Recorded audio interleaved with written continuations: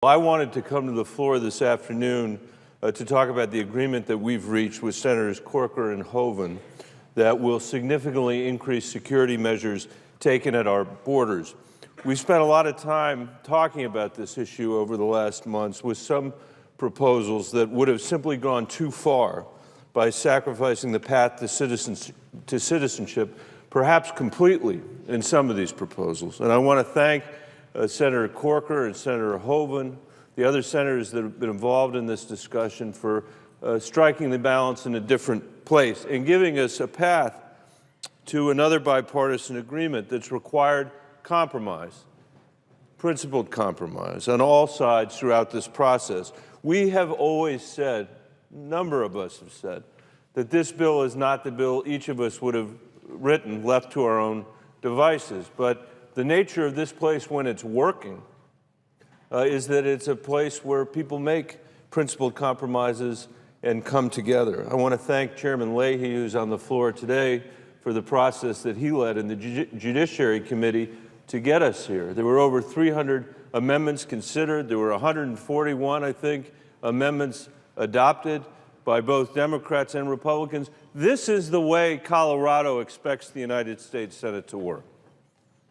A state that's a third Democratic, a third Republican, and a third independent. It doesn't care very much about what labels people put on each other or themselves, but would like the institutions in Washington to actually reflect their priorities and reflect the way they do business, which is by coming together and figuring out how to deal with principled disagreements.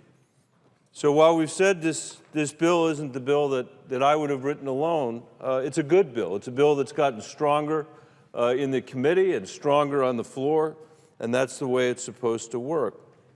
And people at home know that doing big things means that we're going to have to be willing to come together from time to time on compromise solutions. And that's what we're doing here. We're protecting the principles that the 8 of us laid out when we started this process, which includes ensuring a pathway to citizenship that's real and attainable, in addition to preventing future illegal immigration through, among other measures, securing our borders. Our agreement had additional support for securing the border even after the improvements that we've seen over the last 10 years. But now what we have before us is what some have called a border surge plan that will significantly expand resources at the border beyond what is already in the bill. It will double the number of border agents, An agent, it's been estimated, every 1,000 feet on the border. It will significantly expand fencing. It will implement new technology and resources such as fixed towers, surveillance cameras, and aerial surveillance units. It will provide for full monitoring of our southern border. We've already dramatically increased security at the border. This bill will double the number of border agents on our southern border. And while these items will add more costs to the bill, we know that such costs are offset by fees and fines on visas throughout our bill. And yesterday's news from the Congressional Budget Office, that the bill as written would achieve nearly $900 billion in deficit savings over the next 20 years. This fact, coupled with the gigantic steps we're already taking at the border, along with a growing coalition of support for fixing our broken immigration system, is leaving opponents with less and less to undercut the bill. The case is simply slipping away from maintaining the status quo that's holding back our economy, keeping us less secure, and tearing apart families. You know, at home, people actually think securing the border is a virtue. They support securing the border at home. And people at home think a pathway to citizenship that resolves the question for the 11 million people working in this shadow economy, in this cash economy, is a virtue. People at home believe that both of those things would be positive. In Washington, somehow it becomes a trade. Border security for citizenship, depending on which side that you're on.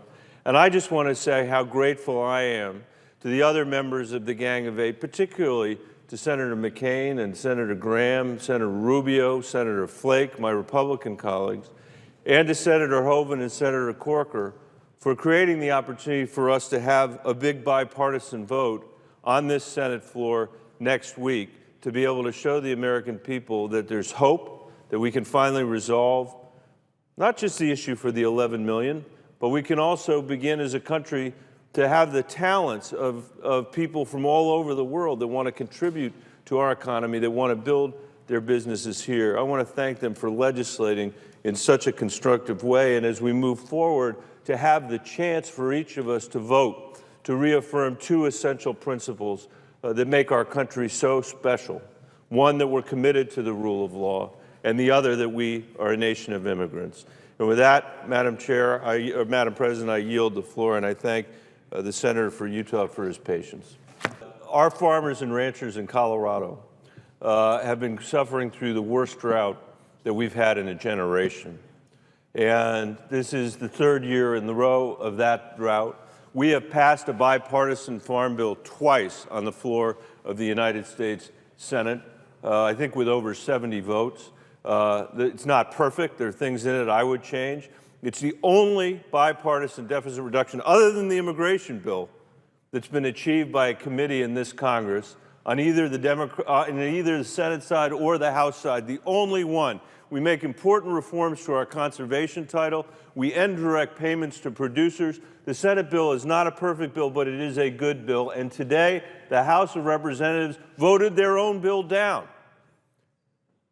And farmers and ranchers in Colorado who are working hard to try to support their families, to create a condition where they can leave their farms and ranchers to the next generation of Coloradans, are left to scratch their heads once again why Washington can't get its work done. I urge the House of Representatives to pass the bipartisan Senate Farm Bill so that our farmers and ranchers can get the relief that they need. Thank you, Madam President. With that, I yield the floor. Madam President, with the Senator, before I yield for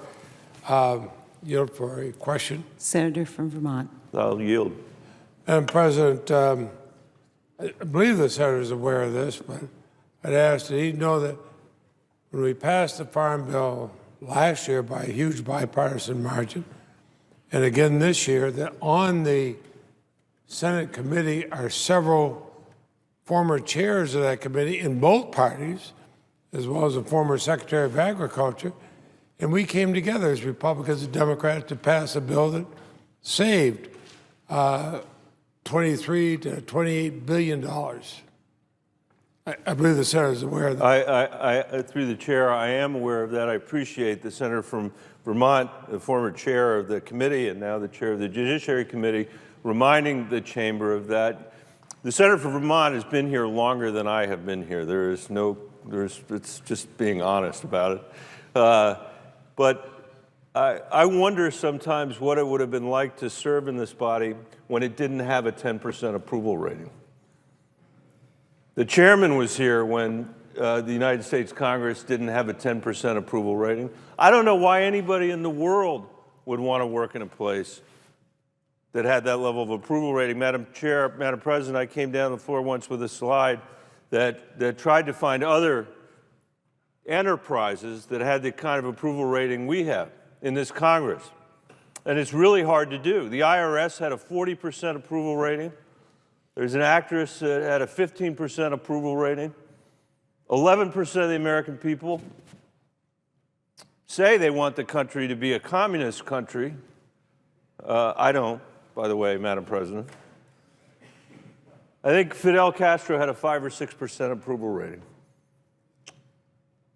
We have to start working together here.